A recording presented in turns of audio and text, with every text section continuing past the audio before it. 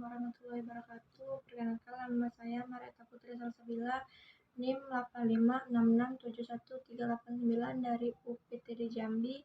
Di sini saya akan menjawab pertanyaan dari mapel filsafat. Saya akan menjawab pertanyaan nomor 1. Makna pilar dalam konteks pendidikan sebagai dasar atau tiang penguat sistem pendidikan.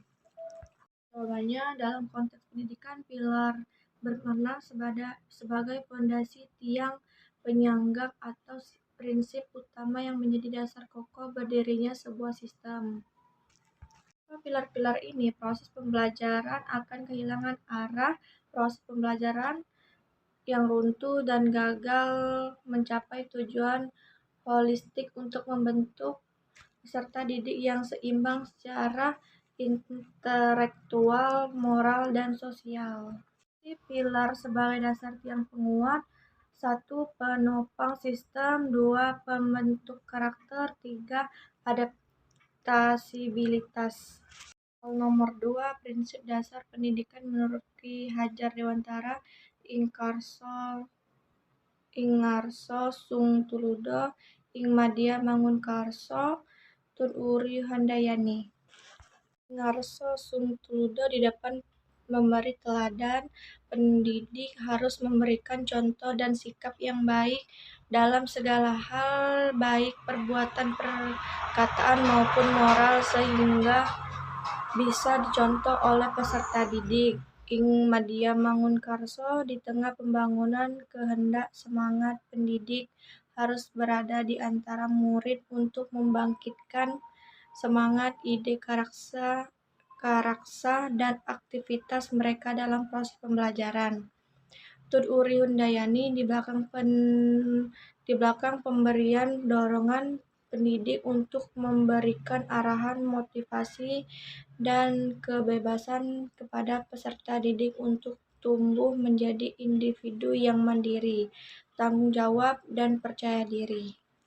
Nomor 3. Analisis relevansi dan tantangan penerapan prinsip tersebut dalam era digital, misalnya dalam pembelajaran daring, literasi digital, karakter peserta didik, dan peran guru.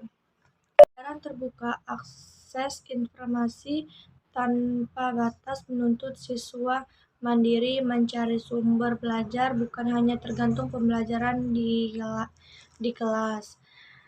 Penggunaan teknologi seperti surel atau forum membuat guru kesulitan mengamati respon afektif dan emosional siswa secara langsung.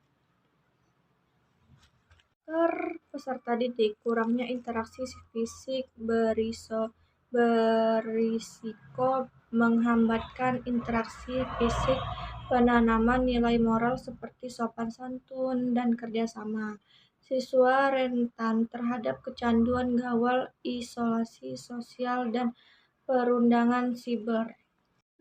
Peran guru harus bertransformasi menjadi role model yang menanamkan etika digital seperti menjaga privasi dan menghindari plagiarisme. Selain itu, guru dituntut kreatif merancang pembelajaran agar teknologi tidak menjadi distraksi melainkan alat bantu edukasi. Nomor 4.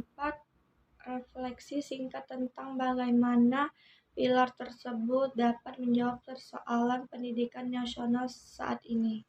Konteks pilar nasional utama yakni keluarga, sekolah, dan masyarakat. Pentingnya ketiganya menjawab persoalan pendidikan saat ini melalui kolaborasi nyata. Pilar keluarga menjawab masalah moral dan karakter. Keluarga adalah penanaman fondasi ketika dasar anak, keterlibatan aktif orang tua, mencegah tergantungan seutuhnya pada sekolah dalam pembentukan karakter.